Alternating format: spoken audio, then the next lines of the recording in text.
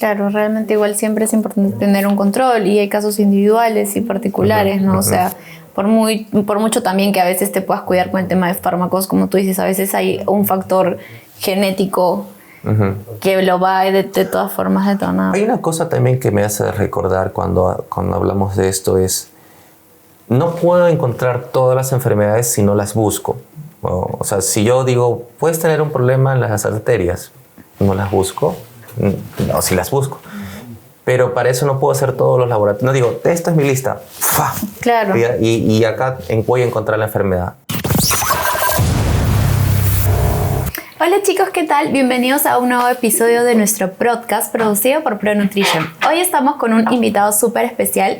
Él es el doctor Jorge Villarán. Muchas gracias por estar con nosotros. Hola Jorge, ¿qué tal? Cuéntanos, ¿cómo estás? ¿Cómo te trata el día de hoy? ¿Qué tal? Buenas tardes. Bien, estoy muy bien. Contento de estar acá con ustedes. Cuéntanos, Jorge, ¿qué tal? ¿Cómo así decides iniciar el mundo de medicina en redes sociales? Cuéntanos qué más o menos haces tú ahora actualmente. Bueno, en realidad yo no soy muy fan de lo que son las redes sociales. Ajá. Sin embargo, es un medio de comunicación moderno que nos permite llevar información a la gente, enterarse de las cosas que incluso no sabían que existían. Entonces, estoy aprovechando eso también para que la gente entienda lo que yo hago, que me dedico. Incluso cuando yo empecé, algunos colegas médicos ni siquiera sabían de qué se dedicaba, de qué se trataba la medicina del deporte. Y eso era difícil. Si ellos no entendían, pues menos los pacientes, menos las personas que hacen deporte, ni los que hacen ejercicio. ¿Cómo fue que nace tu pasión por el deporte? No, eso es largo. Pero ¿cuánto tiempo tenemos? No te preocupes, tranquilo. Bueno, yo hago artes marciales desde que tengo 3 años de edad. Wow. Me dediqué mucho a las artes marciales chinas. El Kung Fu lo hice por unos 20 años. Wow. De allí pasé a espada japonesa y artes marciales japonesas otros 24 años. Ahorita yo tengo 42. No significa que lo hice secuencial, lo hice al mismo tiempo. Sin embargo, en el periodo de las artes marciales chinas, mi Shifu me enseñó diferentes partes en las cuales mezclabas con la medicina china las artes marciales. Y así poco a poco fui entendiendo de cómo ser un artista marcial chino implicaba que sepas de medicina, nutrición, ejercicio o artes marciales y lo que es la medicina china o la medicina en general. Avanzando con los años y estando en medicina, pude competir, sí, dentro de lo que es el alto rendimiento con la espada japonesa, pero pude involucrar lo que es la medicina occidental con el ejercicio, que es la forma occidental también de manejar la salud. Y lo pude asimilar casi de la misma manera como era lo que es un arte marcial chino. Entonces, de la misma manera, el ejercicio y la nutrición y lo que es la medicina hacían que uno integrara más esta información y digamos que por ese camino empecé a buscar lo que era la medicina del ejercicio. Pero cabe decir que eso no lo aprendí fácil, porque cuando salí de la universidad no sabía mucho de medicina del deporte. Decía, medicina del deporte, será pues ver lesiones deportivas. ¿No? Claro. Pero no era eso, ¿no? Eso es traumatología deportiva. Entonces empecé a analizar, viajar por el mundo y finalmente encontré lo que era en otros países y de ahí regresé para estudiar eso y al mismo tiempo pues avanzar la especialidad en el Perú. Y así fue como empezó todo. Wow, o sea, tienes una historia con el deporte súper larga, ya varios años. Tu especialización es en medicina hormonal y metabólica, ¿cierto? ¿O no. ¿Cuál es específicamente? El término que acabas de usar más usamos como monitorización de la parte metabólica y el control hormonal. O también es monitorización hormonal. ¿A qué voy con eso?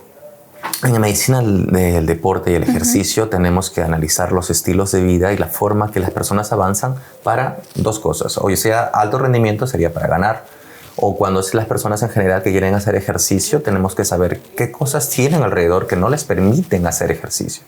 Y por esa razón tienes que monitorizar muchas cosas, entre ellas la parte hormonal, la parte metabólica y la parte de neurotransmisores. Con el tiempo, yo estuve mucho tiempo en alto rendimiento, pero de allí me fui a ver a la gente que no era de alto rendimiento, la población general. Y allí, por ejemplo, la parte hormonal se veía mucho problema, se necesitaba mucho más control. Por ejemplo, una persona que tiene diabetes y quiere hacer una mejoría en su salud, necesita hacer ejercicio, pero tiene que usar ciertos medicamentos. Depende si es diabetes 1 o 2, va a usar insulina o que es una hormona. Entonces, si usamos insulina y usamos ejercicio, ok, el endocrinólogo puede ver la primera parte, pero el control y cómo asociamos la hormona con el ejercicio no lo ve, o lo ve a medias, solo ve la parte superficial, porque el ejercicio puede ser muy profundo. Entonces, la forma de medir las cargas, el control de cargas internas, como la parte metabólica, cómo reacciona el cuerpo ante el ejercicio, teniendo ya una enfermedad y usando hormonas, eso, por ejemplo, eso se encarga en la especialidad. Y esa es cómo llegamos a hacer eso. Ahora, con el tiempo, llegué a tener mucho contacto con la parte de los fisiculturistas. Me pude capacitar con diferentes entidades, incluso con una universidad de Brasil. Pero el fondo siempre tuvo eso, mejorar el estilo de vida. Claro, porque un atleta de alto rendimiento en el tema de fisicoculturismo, sabemos que es usual el uso de fármacos, ¿cierto? Entonces, bueno, en realidad eso también es un tema complicado, además de los altos entrenamientos que llevan y además del estilo de alimentación particular que tienen. Entonces, en realidad, ¿qué clase de exámenes en este caso? Sé que es una pregunta amplia, ¿no? Pero ¿cómo más o menos crees que sería el adecuado regulamiento para una persona que compite y que quiere empezar en este mundo, ¿no? O sea, exámenes, hablando del tema de exámenes sobre todo, ¿no? O la evaluación. Hay dos puntos importantes que se tiene que decir antes de empezar a contestar esa pregunta. Uno, si eres de alto rendimiento, significa que estás federado, que te auspicia la federación, que tienes relación con, por ejemplo, el IPD. En esos casos, el uso de fármacos se considera dopaje. Y por ende está prohibido. A esa población, por ejemplo, yo jamás podría decirle usen fármacos.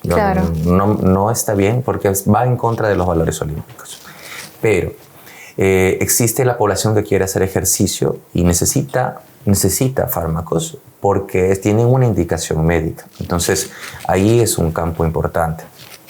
Ahora, entiendo la realidad que a veces la gente sigue usando medicamentos para fines competitivos, que es la mal llamada farmacología deportiva. En esos casos se va a hacer uso de una gran dosis de fármacos que estaban hechos para una patología. Por ejemplo, tú podrías usar 200 miligramos de testosterona cada 2 semanas en una falla de la función hormonal. Cada 2 semanas es casi 1 mililitro y ya. Pero en fisiculturismo se puede usar muchas cantidades que van desde 300, claro, hasta 1500 he visto de testosterona cada semana. Implica eso que son casi 10 veces lo que uno usa normalmente, o un poco menos. Entonces, habiendo entendido esto, no es saludable usar fármacos. Claro. Pero si vamos a la pregunta, si vamos a usar fármacos de cualquier tipo, ya sea con indicación médica o si no vamos a usarla con ese fin, es importante entender lo que pasa dentro, ¿ya? Y para saber lo que pasa dentro, tenemos que hacer exámenes de sangre y a veces de orina, pero principalmente de sangre. ¿Por qué? El fármaco, que usualmente se usa, un anabólico, llega a toda la parte del cuerpo. Y eso implica todo el sistema.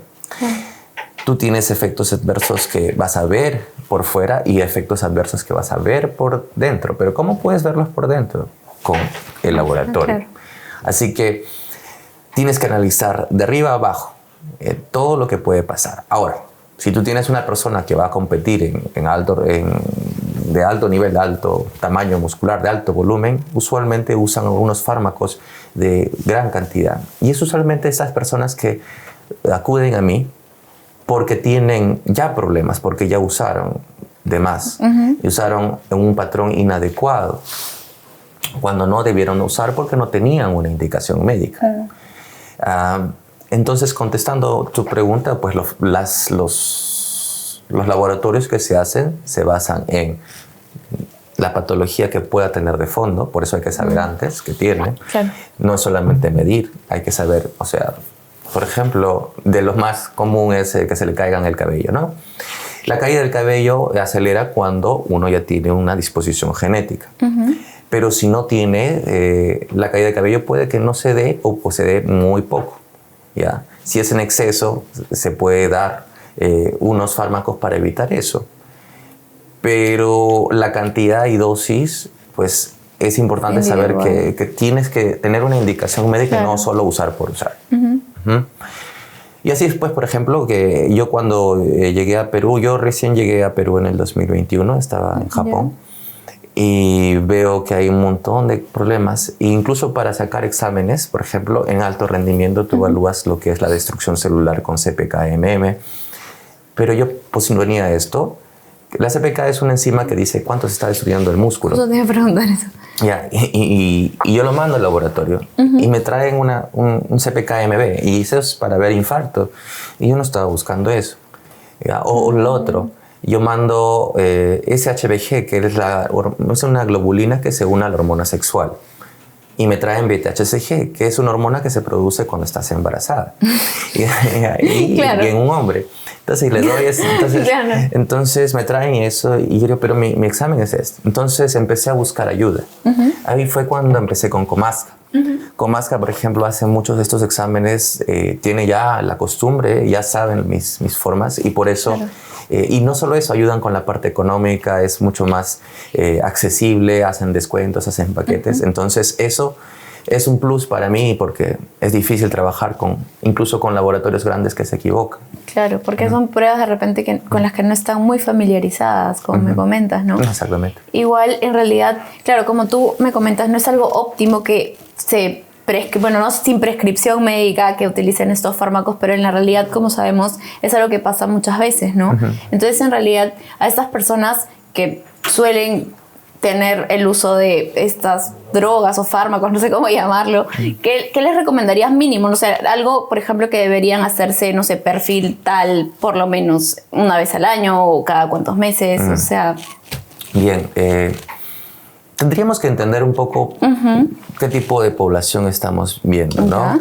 Pero sí es importante usar o saber qué cosa está pasando por dentro antes de que uno empiece a usar un fármaco. Y esto me refiero a cualquier fármaco. General. Si yo uso isotretinoína para el acné, tengo que saber cómo está el hígado. Toma eso. ¿No? Tengo que saber cómo está el hígado, porque eso afecta el hígado. Pero digamos que estoy hablando de cualquier persona. Claro, sí. Claro, entonces que no usa fármacos anabólicos. Claro, si uso fármacos anabólicos voy a estar haciendo más fuerza en el hígado. Y si yo le estoy agregando isotretinoína, estoy quemando mi hígado, por así decirlo. Ahí hay que controlar más todavía. Entonces todos tienen que hacerse un examen basal antes de usar algún fármaco por patologías. Y usualmente se debería hacer a la mitad, pero por costos de laboratorio y tiempo no se hace. Y después del uso de algún fármaco también se necesita control. Pacientes con la misma isotretinoína se debería hacer control a los 6 meses de haberse usado, pero tampoco se hace en Perú. Cuando trabajaba en Estados Unidos también se hacía esto, se hacía controles periódicos. No sé si por el miedo a las demandas, pero era normal hacerlo.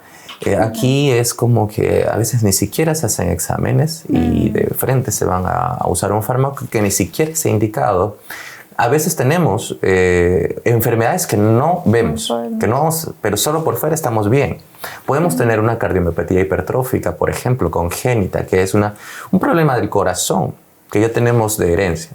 Y estamos usando testosterona y le agregamos nandrolona u otra cosa así. Y vamos en alta dosis, vamos a aumentar las probabilidades trombóticas. ¿Eso qué hace? Que me pueda salir más un coágulo, un trombo. ¿Okay? Con el ejercicio intenso también se afecta los factores de inflamación, pero también irrita la arteria. Entonces irritar es un término para que se entienda, ¿no? Se puede generar un trombo y puedo tener un infarto. Un infarto debido a que no me evalué previamente mi corazón. Y de la nada. Entonces es importante entender cómo se usa. Claro. Estoy asustada ahorita con todo lo que... Es que a veces se utiliza mucho y como tú dices, ¿no? De repente acá en Perú no tenemos esta costumbre de hacernos muchas evaluaciones o tal, vamos al doctor, nos prescriben como que tal evaluación, pero es como que, ay, no me lo voy a hacer o ya después, ¿no? Es complicado, pero sí sientes que es 100% necesario todo este tema de los análisis previos, durante y después también, me imagino, ¿no? ¿Cómo funciona esto? Mucho se habla, yo tampoco sé tanto, pero mucho se habla como de, voy a hacer mi post-ciclo después de usar fármacos. O sea, ¿eso existe? ¿Cómo debería hacerse? ¿Cómo te regulas? Bueno, estos términos de post-ciclo son términos que van dentro de la comunidad de fisicoculturismo, que no están en el campo de medicina. Claro. Sin embargo, se consideran post-ciclos porque hay dos formas de manejar los fármacos en ese ambiente, que son en base a ciclos y en base a uso continuo, que le llaman blast and cruise. El uso en ciclos es, yo hago un ciclo hormonal, hago una fase de hormonas, termino eso y trato de recuperar lo que yo estuve haciendo daño y que perdí. Por ejemplo, la testosterona normal, la testosterona propia. Entonces, los anabólicos, si yo me pongo testosterona, voy a suprimir el eje, o sea, arriba ya no se va a producir el estímulo, entonces no voy a producir testosterona. Como está dormido arriba, tengo que despertarlo para que empiece a funcionar. Entonces, primero le saco la testosterona y uso unos fármacos que induzcan eso.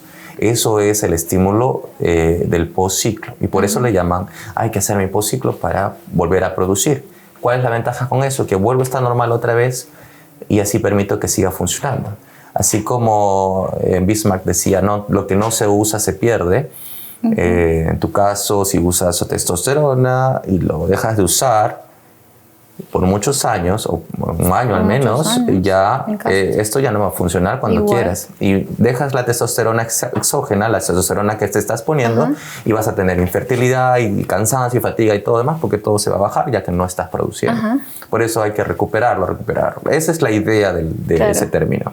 Mi pregunta también es, ahora que lo dices, es si haces tu postciclo, lo recuperas, pero como tú dices, son años, ¿no? No es como que un año, son, no sé, 6, 7 años que vienes haciendo esto.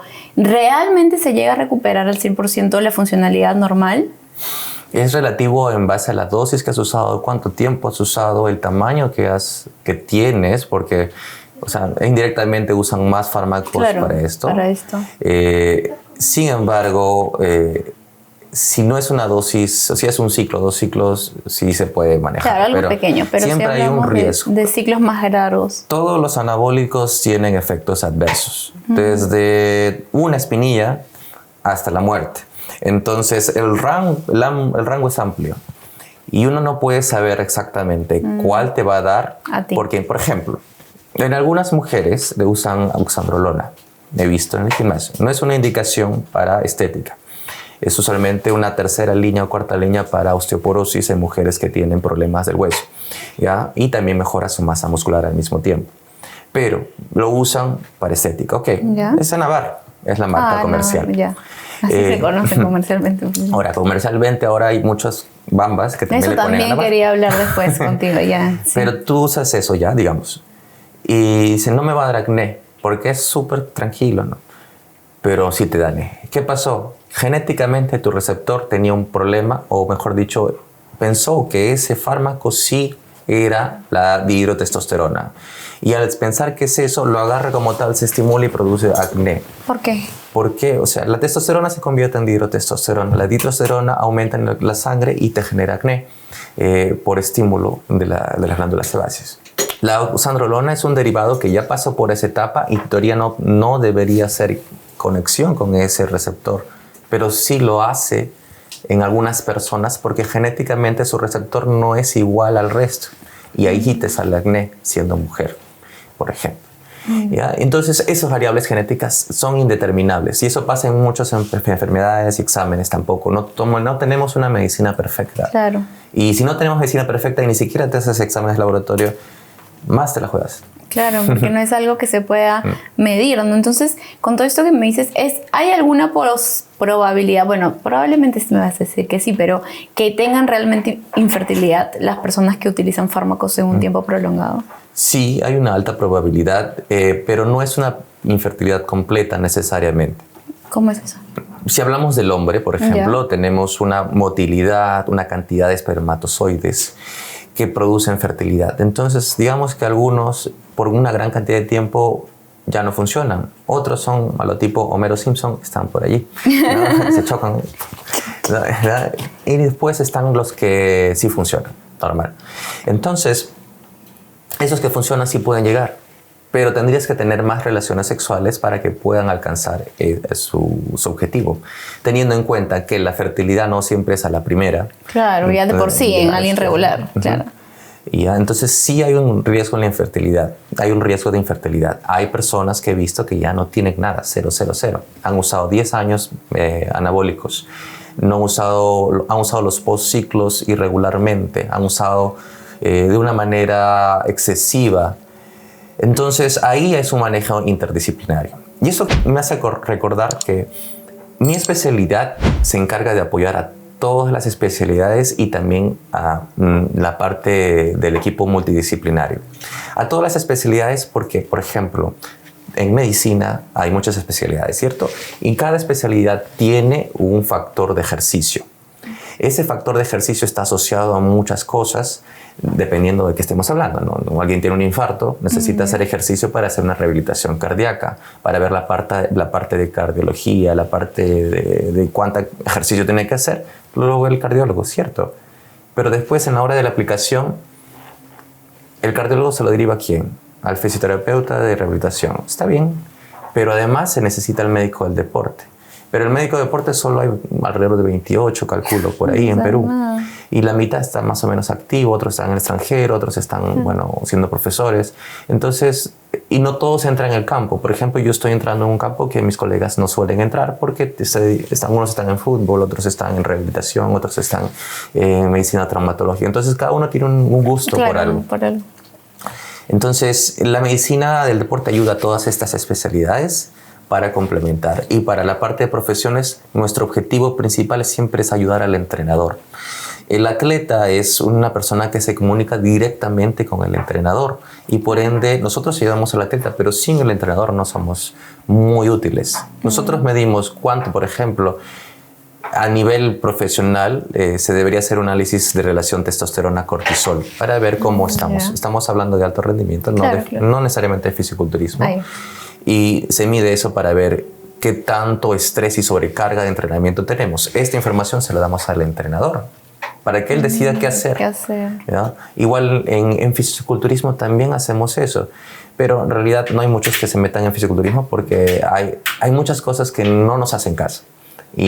Pero yo he preferido entrar porque sé que no me van a hacer caso, pero tampoco quiero que se mueran. Pero es peor que nada, es decir, o sea, al menos es peor que nada, ¿no? Entonces la idea es poder apoyar a la gente que al menos se mantenga saludable. Dentro de lo que porque sé igual que no me van a hacer caso.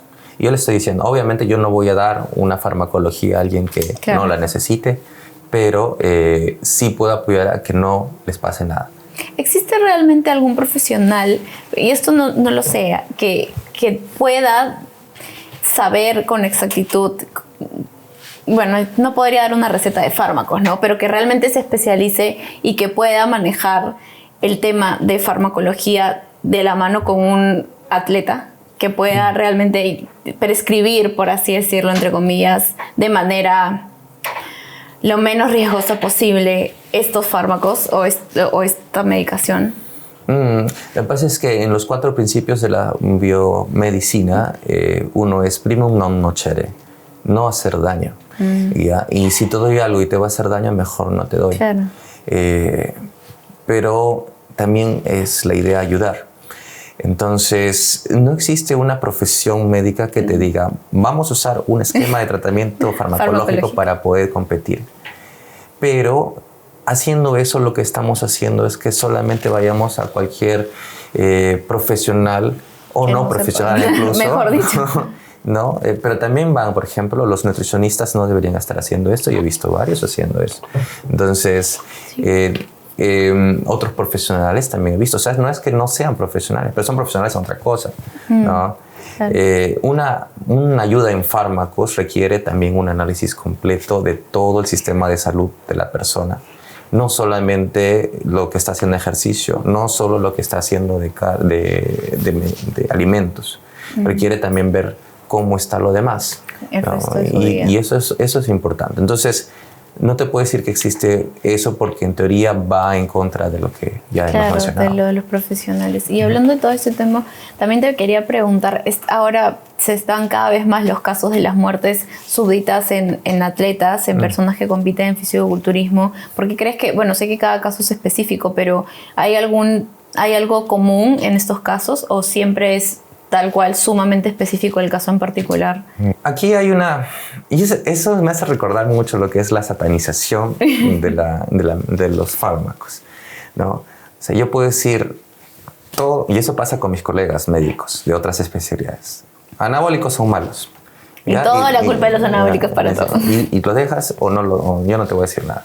Amigos endocrinólogos me han derivado a mí, a personas que necesitaban su manejo endocrinológico debido a que ese paciente no quería dejar de usar fármacos. Ya, ¿sabes qué? No. Tómalo tú. Fuera de eso, también necesitaba un análisis de correlación con su carga de entrenamiento. Entonces, combo, deporte con hormonas, dicen, ya, te lo mando a ti. Y eso es lo que terminan conmigo, donde yo les trato de aconsejar de la mejor manera posible.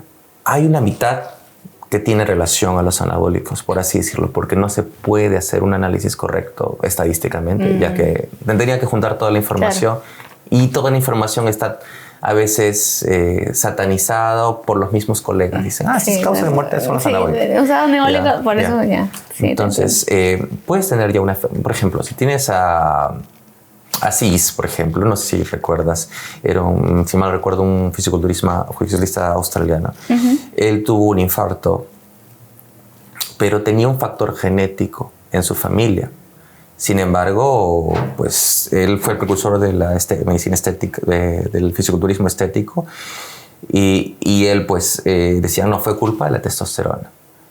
Entonces, no tengo información suficiente para decirte, fue por eso, porque yo no tengo la autopsia. Claro. Aún así, hay factores de riesgo. Si usas mal dosis, si usas una dosis crónica, las probabilidades de que tengas un infarto son mayores, las probabilidades que tengas una muerte súbita son mayores, sí. Así como todo lo que hacen los anabólicos es aumentar lo que haces. Por ejemplo, si comes bien, los anabólicos te van a mejorar la absorción de los alimentos y vas a distribuirlo mejor. Si haces ejercicio bien, también va a aumentar eso. Si tienes factores negativos, también lo va a aumentar. Entonces, si tienes un factor de riesgo basal, familiar, por ejemplo, eso lo va a aumentar y lo puede precipitar.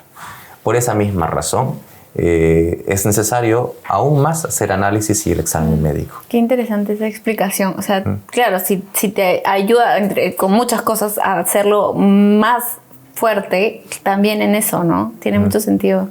Es una excelente explicación, por favor. Encuádrenlo. Pero hablando de eso, también hace rato quería tocarte el tema de, ahora existen, como no es algo regulado muchas veces, el tema de que cualquier persona puede agarrar unas pastillas y ponerle que es tal fármaco y existen muchos productos que son bambas en realidad, o que no sabes qué te están dando, no sabes qué te estás inyectando, no sabes en dónde se hizo, en qué condiciones se hizo.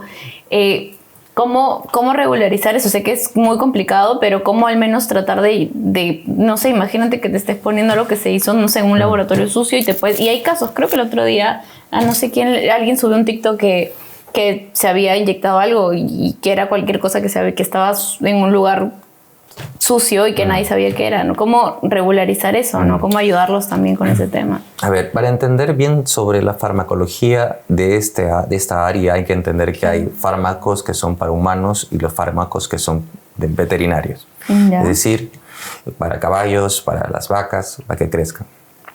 De ahí hay algunos, básicamente, hay unos pocos, pero son súper conocidos, la boldenona, la trembolona, son medicamentos para animales. Y si son medicamentos para animales, la producción en una farmacia legal no se va a poder. O sea, de por sí, todas las trembolonas son de laboratorios clandestinos. Para cualquier uso. Para cualquier uso, porque no están aprobados por ningún Ministerio de Salud de ningún país. ¿Ya? Sin embargo, hay fármacos que sí están aprobados. Por ejemplo, la nandrolona, el decanoato de nandrolona, el famoso Decadurabolin. Ese, por ejemplo, es un fármaco, una ampolla que te sirve para diferentes componentes de caquexia y también osteoporosis, pero aumento de masa muscular. lo puedes encontrar en farmacia, en una farmacia regular. Sí. El único problema es que te viene en una dosis de 50 miligramos, que es una ampollita, y te vale como 100 soles y algo. ¿Ya? Ahora, para conseguirla además necesitas receta. O sea, tienes que tener bastante dinero y receta. 50 miligramos serían más de 100 soles por semana. No les es viable. Y se compran viales que son más baratos, pero no son supervisados. Ahí existe también lo que es la farmacia magistral, en la cual un médico va a prescribir un anabólico en base a la cantidad que uno quiere. Entonces hay farmacias específicas que desarrollan esto de manera correcta, supervisadas, pero necesitan receta médica. Es entonces cómo se puede conseguir esos fármacos.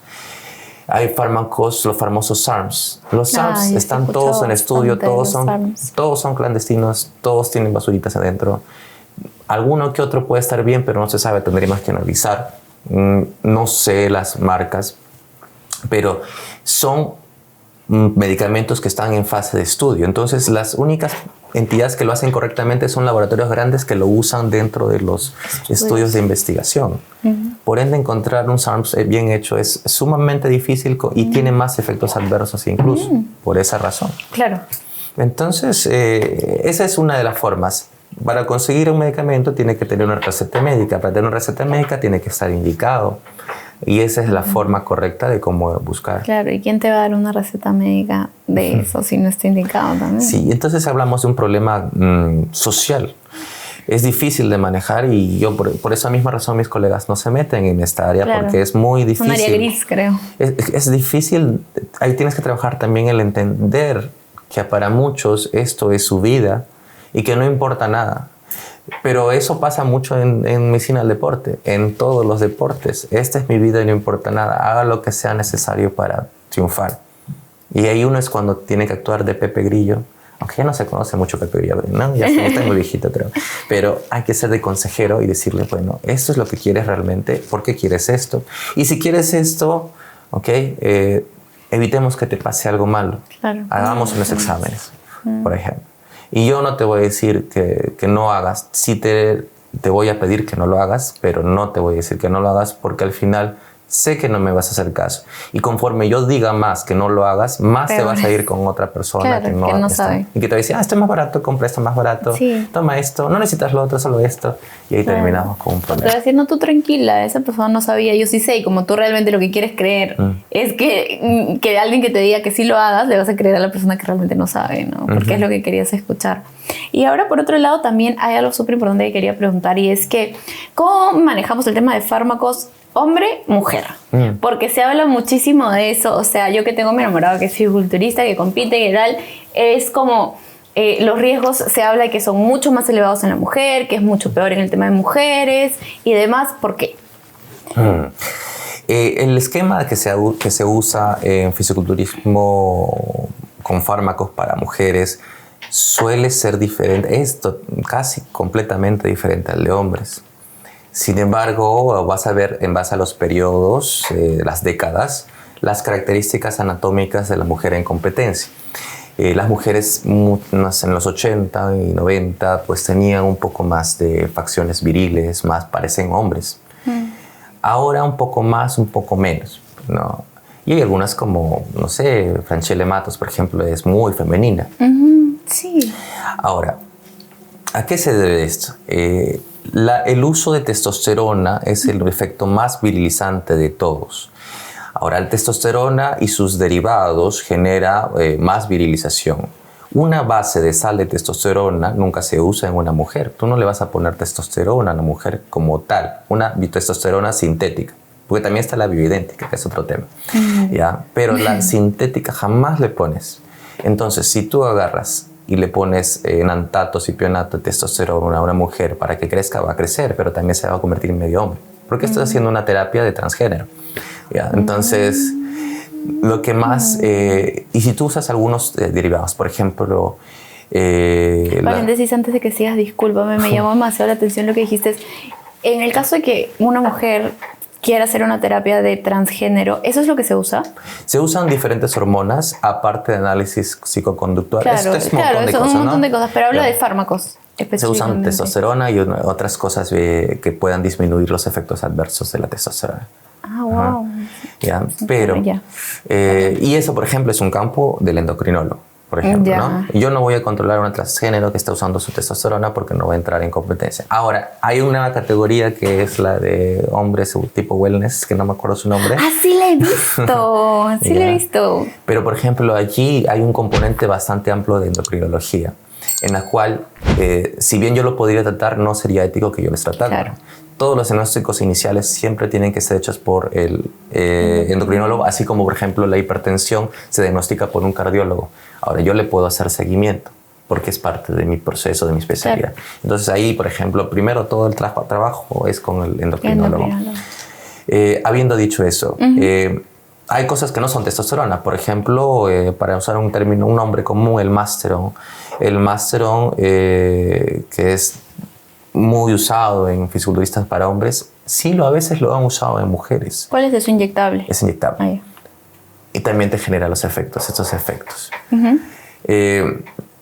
Los fármacos, hay algunos fármacos que no tienen efecto, usualmente son los derivados de DHT los que tienen menos efectos, y los de NOR19, como por ejemplo la de Decadurabolin, que pueden tener menos efectos virilizantes. Y una mujer, en teoría, ellas no deberían estar usando fármacos sin indicación, y de los fármacos que suelen usar son basados en cuántos efectos virilizantes tienen y cuántos efectos anabólicos puedo tener sin convertirme en hombre. La oxandrolona, por ejemplo, tiene un efecto anabólico medio, no te da mucho músculo. Entonces, ¿qué hacen? Le meten primobolan. ¿Por qué? Porque eso sí tiene un efecto anabólico mayor y tiene menos efecto virilizante. Y así como hay 8 fármacos que puede usar la mujer, que no los voy a mencionar porque no estoy haciendo apología a esto, sino estoy diciendo la diferencia. Claro. Aún así hay gente que no entiende eso y dice, bueno, pero él usó con tal persona, vamos a usar. Y eso ya pues es un desastre. Claro, es tema también individual. Y, bueno, y hablando también de otro lado, a mí me llama mucho la atención porque he visto que se usa mucho en el tema, sobre todo de mujeres, para definiciones máximas y tal. No exactamente los que se usa para... Yo tengo hipotiroidismo, entonces yo tomo Tirox, por ejemplo. Pero utilizan mucho cosas similares para la hormona de la tiroides. Entonces, como T3, no sé, cosas que van directamente a la tiroides, no me preguntes, pero ¿cómo se regula eso también? Yo tengo el caso de una amiga que le generaron hipotiroidismo por tomar estas cosas, ¿no? Entonces, también hablemos de ese tipo de fármacos, ¿no? Que también, a veces yo me indigno porque digo, yo que odio tomar esa pastilla del demonio, y la veo como también, ¿cómo se maneja eso para que no te haga un daño a largo plazo, ¿no? Lo primero, el hipotiroidismo, o en el caso de querer emagrecer, a veces hay gente que lo usa y sirve, pero tiene un efecto rebote, sobre todo si no tienes un problema de hipotiroidismo. Ahora se pueden usar 2 hormonas para poder manejar la tiroides, que es la tiroxina y la triiodotironina. Tiroxina. Eso he escuchado. Pero la levotiroxina y el citomel, que es el nombre comercial de esa no está muy... no se debe usar de esa manera en lo que según las guías. O sea, según las guías, con la levotiroxina es más que suficiente. Ahora, existe otra corriente médica que es la medicina anti-envejecimiento, en las cuales dicen, no, sí tienes que ponerle un aporte de T3. Entonces combinan T4 y T3. Su evidencia científica es menor y casi todavía falta. Como yo estoy muy abierto siempre a diferentes corrientes, también entiendo eso, pero el manejo sigue siendo el del endocrinólogo. Todo ese tema. ¿no? Ahora, si yo lo voy a usar para adelgazar, y yo he visto endocrinólogos que lo han usado para adelgazar, porque sí adelgaza, pero no tenían una indicación médica, y eso es una falta de escrúpulos para eso. Entonces, el problema con eso es que te va a generar rebote. Te vas a engordar después. Te vas a volver dependiente. Así como tú puedes anular la testosterona arriba con todas las hormonas, también usas el citomel y te va a disminuir también la función de la tiroides. Y puedes incluso quedar con un hipotiroidismo que va a requerir por vida usar una hormona tiroidea. Por eso tiene que ser regulada. Claro, y hay como en este caso, cuando hablamos de esto en los hombres, le dijimos que podíamos hacer un postciclo para regularse. ¿Hay aquí también alguna medicina que ayude a regular, por así decirlo, la tiroides? Realmente. Es cuestión de tiempo en las cuales tú suspendes, vas haciendo una disminución y vas estimulando con algunos nutrientes, en que está selenio, magnesio, esas cosas, más algunos estimulantes que se usan, no todos los endocrinólogos lo usan, pero por ejemplo la ashwagandha, por ejemplo, estimula también la tiroides. En general, la guía específica para restituirla es variable, pero como digo, esta parte lo hace el endocrinólogo. Sin embargo, cuando un endocrinólogo una persona con hipotiroidismo va al endocrinólogo, él le va a decir varias cosas y después, en teoría, me debería derivar a mí, porque con el ejercicio también puede estimular un poco lo que es el metabolismo y la producción de tiroides. Una persona sedentaria que está obesa o una persona que no hace ejercicio y tiene problemas de tiroides, hay que entender por qué es el problema de la tiroides. Un gran porcentaje se da porque es autoinmune y la autoinmunidad se debe a mucha relación con el estrés. Tú puedes manejar tu metabolismo con cardios interválicos, por ejemplo, para poder controlar el estrés y disminuir el nivel de cortisol, pero tienes que medir la frecuencia cardíaca para entender qué tan fuerte es esto para ti. Aparte de, idealmente, hacer un test autonómico de fatiga y analizar tu estrés nervioso. Eso lo hago yo, por ejemplo, pero no lo mandan, solo se queda con el fármaco. Ya, claro. Entonces, esa es la idea. Trabajar en equipo. La idea es trabajar siempre en equipo. Eso es lo que te iba a decir, porque claro, o sea, no sé, de repente el día que me diagnosticaron hipotiroidismo, nunca nadie me dijo que yo que entreno y hago un montón de deporte podía recurrir a ti y que eso también se podía hacer, ¿no? O sea, a veces se habla tanto también de tema de enfermedades aparte, ¿no? Que no tienen cura y que toda la vida, y de repente también hay maneras de, con el deporte, estimularlo, ¿no? ¿Es posible? Sí. Ahora, tenemos que entender, el ejercicio es diferente al deporte. Y el deporte implica unas reglas específicas para usualmente ganar y tiene a veces efectos adversos, mientras que el ejercicio es algo sistemático, movimientos repetitivos que tienen un fin usualmente de salud. Y en base a eso sí se puede controlar todo lo que puedes controlar, así como calculas cuánto peso voy a levantar, también tienes que entender cuánto de ejercicio es suficiente para poder hacer un cambio. O unas pesitas chiquitas no van a hacer un cambio. Claro. A menos que estés trabajando movilidad y hayas tenido la lesión. Sí va a ser un cambio ahí. Ya, claro, entonces, para la lesión. Todo depende. Claro. Y esa palabra, todo depende, siempre va a estar en deporte y ejercicio. Son casos muy individuales. Y en este caso de que ahora se ve muy en día el uso de fármacos es cada vez más común, más reciente. Gente que no compite lo usa, gente que solamente lo usa para fines estéticos, menores de edad. ¿Qué opinas en ese caso? Yo no sé, un chico de 16, 17 años que empieza a utilizar fármacos porque alguien le recomendó usar testosterona. Bueno, los fármacos siempre, sobre todo los anabólicos, digamos que poniéndolo simple, van a gastar años de tu vida, ¿ya? Entonces, si tú estás haciendo eso, vas a quizás disminuir un poco la longevidad que tienes.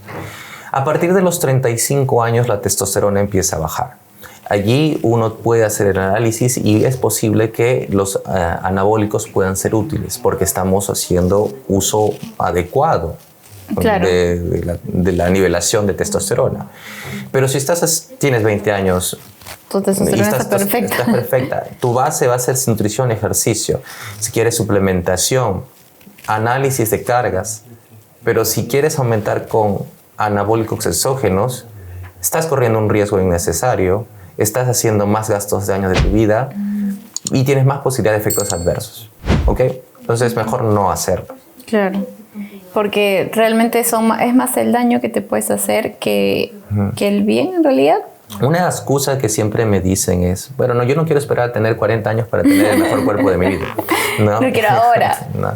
Y eso ya no es un problema médico, es un problema en realidad del concepto y qué quieres con tu vida, qué te hace feliz. Claro. Eso creo que es algo que se trabaja más adentro. Claro. Y eso creo que ya es otro tema. Claro, ya es de otra área de especialidad. Y ya para terminar, ¿cuáles son las enfermedades como más comunes que has visto en fisicoculturistas que no han llevado un control adecuado?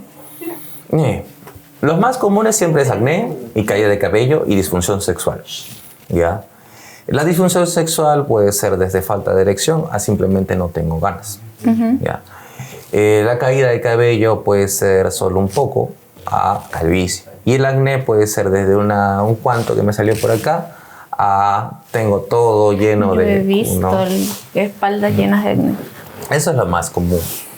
Ahora, existen otras como por ejemplo que son disfunción renal. El análisis del estudio renal es también importante. Es difícil porque hay factores de ejercicio. Si tú tienes fisiología normal que aprendes en la universidad en medicina, esa fisiología cambia cuando eres deportista de alto rendimiento y también cambia en algunas cosas en los fisiculturistas. ¿Por qué? Porque estás yendo a extremos. Por ejemplo, la frecuencia cardíaca más baja para una persona común es 60 latidos por minuto. La frecuencia cardíaca más baja para un deportista de alto rendimiento es 40 latidos por minuto. Entonces, tú vas y ves eso y dices, está bradicárdico, hay que ponerlo. No, es así. Incluso en el análisis de electrocardiograma, hay algunos cardiólogos que no tienen costumbre de ver a los deportistas, van a tildar de algún tipo de hipertrofia ventricular o van a tildar de unas extrasístoles ventriculares o algún problema de ondas que no tiene nada que ver con una patología, sino es una adaptación de su ejercicio. Y esto pues hay que tener cuidado. Ahora, yo no he dicho que eso pase siempre, ¿no? Claro. Pero habiendo dicho eso, pues todos los análisis que se hacen van a terminar, van a tener una conclusión dependiendo de lo que tú busques. Y eso es lo que es importante. Claro, realmente igual siempre es importante tener un control y hay casos individuales y particulares, ¿no? O sea, por mucho también que a veces te puedas cuidar con el tema de fármacos, como tú dices, a veces hay un factor genético que lo va de todas formas detonar. Hay una cosa también que me hace recordar cuando hablamos de esto es, no puedo encontrar todas las enfermedades si no las busco. O sea, si yo digo, puedes tener un problema en las arterias, no las busco, no, si las busco. Pero para eso no puedo hacer todos los laboratorios. No digo, esta es mi lista. ¡Fua! Claro. Y acá voy a encontrar la enfermedad. Así como... Que lo hacías. ¿no? Claro. Pero así hacen muchas personas que dicen su lista y ¡pum! Ok, existen listas básicas, ¿no? Que se pueden... ¿no? ¿Ya? Pero esas listas básicas solamente son generalidades. Por ejemplo, una persona que estaba usando un ciclo vino conmigo. Y le dije, ¿y qué tenías antes de usar el ciclo? Sí, acudo porque me dolía el pecho antes de empezar. Pero ahora, por si acaso, me hicieron un electrocardiograma. ¿A quién le indicó? El entrenador le pidió. Bueno, está bien. Vamos a ver el electrocardiograma. Pero sin embargo, había unas características en el colesterol que estaban bien. Normalmente a una persona con riesgos cardiovasculares le hacen también el análisis del perfil lipídico, el LDL y todo. ¿Okay? Pero lo que no se hace, por ejemplo, es un análisis de homocisteína, que también puede alterar. Es un signo de inflamación con el ejercicio y también un signo de alteración de las arterias. Entonces se hace ese análisis. Si sale alterado, habría que descartar que tenga un problema de vitamina B12 también. Entonces también se hace ese análisis. Si sale bien, vamos por el otro lado. La mejor forma de verlo es hacer un score de calcio que se hace con una tomografía. ¿Ves cómo se va sacando? Entonces necesito diferentes laboratorios que salen de uno de base. Claro. Esa base me va a decir el por qué, pero esa base yo digo, si tienes una gran dosis de hormonas, tienes un gran combo de laboratorio. De hecho, vas a tener un gran combo, ¿ya? Y eso, por ejemplo, con Masca tiene algunos combos de laboratorio que son útiles. Sí, pero esos combos solamente van a abrir puertas. Un examen de laboratorio es como un cuarto. En el cuarto hay varias ventanas y tú tienes que saber qué está pasando adentro. Entonces abres una ventana y ese es, no sé, la hemoglobina. Mira por acá. Ya. Pero tú, ¿qué estás buscando? Ese es el otro factor. En el cuarto tiene que haber algo específico que tú estés buscando. Si no, vas a mirar todo el cuarto y dices, sí, no está limpio. No sé. Claro. Entonces, estás buscando algo, lo miro por acá, no lo encuentro. Lo miro por acá, lo encuentro por allá. Ya. Y así voy buscando cómo entrar al cuarto. Entonces, son visiones de diferentes puntos. Claro. Y por eso, desde un LDL hasta una lipoproteína o una polipoproteína, una ApoA, una ApoB, o, por ejemplo, entender lo que te he dicho, ¿no? o simplemente hacer pruebas de esfuerzo, pruebas cardiológicas, pruebas de Holter, pruebas de mapa, porque también se eleva la presión en varios... Claro. Eso es otro que he visto también, que se eleva bastante la presión, no bastante, pero se eleva la presión con la testosterona, básicamente. Entonces, tengo que enfocarme por dónde ir. Claro. Entonces, y cada laboratorio también tiene un costo, entonces tengo que ver qué cosa puede costear. ¿Qué cosa se puede costear? Y dice, bueno, claro. si puedo comprarme la testosterona o hacerme el examen, mejor me compro la testosterona. Entonces, Es complicado también. Pero son ciertos riesgos que también creo que con un nivel de responsabilidad, si estás dispuesto a asumir, también deberías estar dispuesto a asumir los exámenes, ¿no? Ahora, si vamos al revés, ya soy campeón de la Olimpia, ¿ya? Entonces, yo no quiero dejar este estilo de vida. Y sé que es su vida. Entonces, lo que tratamos es que no le pase nada. Entonces, hay que tratar de conducir la mejor manera posible para poder alcanzar y mantener ese estilo de vida. Pero por esa misma razón es importante el trabajo. Y claro, también que de repente ahora no te va a pasar nada, de repente estás bien, pero como tú dices, de alguna u otra manera también estás disminuyendo años de vida al final, ¿no? O sea, creo que de todas formas siempre hay un... Ahora, eso tiene su contraparte. El ejercicio puede ayudarte a disminuir eso. También. O sea, hay muchos estudios que son muy aislados, se llaman sin ruido. Te dicen, no sé, el colesterol del huevo puede generar más LDL y producir más muerte. Sí, es posible aisladamente ese estudio. Y el metanálisis te puede salir correcto. Pero de ahí tienes que pensar cuánto puede diferenciar o sopesar el otro estudio que dice cuánto ejercicio puedo hacer para disminuir ese efecto cardiovascular. Y ese tipo de contrapartes no se hace todavía. Se está tratando de hacer, pero la parte de estudios todavía falta. Entonces no hay una evidencia per se. Así pasa en el ejercicio. ¿Por qué haces cardio con anabólicos? Para definirte, ¿ya? Pero ¿por qué más lo haces? Para disminuir la parte oxidativa que tiene los efectos anabólicos. Tienes que hacer cardio para mejorar tu función cardiovascular y disminuir el riesgo de estos anabólicos. Entonces... Ya ves qué importante. Algún estudio que mostraban los Olimpias de más o menos hace 2 décadas no hacían mucho cardio. Los que ya tenían un gran nivel. Pero ahí está el factor salud. ¿Por qué entrenar solo hipertrofia y no fuerza? Los entrenamientos pueden variar un poco, ¿no? En la forma que lo haces. Si entrenas fuerza, entrenas lo que es el sistema nervioso y tiene buenos efectos a nivel de la salud. Y de paso estás con la hipertrofia, puedes hacerlo al mismo tiempo. Ok, quieres maximizar eso, está bien. Pero un cachito de esto no te va a hacer daño. Ahora, @Jorge. No le pasa lo mismo. Qué interesante, en verdad. Vamos a sacar aquí próximamente nuestra consulta con el doctor Jorge, ya apuntadísimos los primeros. Bueno, yo por mi hipotiroidismo, en verdad. Y el por qué, en fin. Pero qué interesante conversar hoy día contigo. En verdad ha sido súper enriquecedor todas estas cosas, porque en verdad hay muchas cosas que no se saben. Ahorita lo que me decías, claro, tiene mucho sentido que si estás consumiendo estas cosas y necesitas tener una frecuencia cardíaca, estar bien tu corazón, haz cardio, ¿no? O sea, cosas tan sencillas a veces, ¿no? Y que de repente no sabemos porque no vamos donde un profesional que también nos pueda asesorar de otro lado, ¿no? Así que súper importante aquí el doctor. Vamos a poner todos sus datos aquí. No, de verdad, para que también puedan contactarte y también puedas tener, porque es un público, vamos, que como tú dices, ¿no? Realmente así alguien quisiera decir, voy a ir a un doctor, tú dices, ¿a dónde voy a ir? Sí, ya sabemos que si el doctor cuando le digas la palabra esteroides va a decir, cancelado, llévate. Entonces, a veces encontrar a alguien de confianza es difícil también, ¿no? En realidad. Entonces, muchas gracias por venir hoy día con nosotros. Ha sido una charla súper enriquecedora, como vuelvo y digo. Espero tenerte aquí nuevamente pronto y muchas gracias por este episodio, chicos.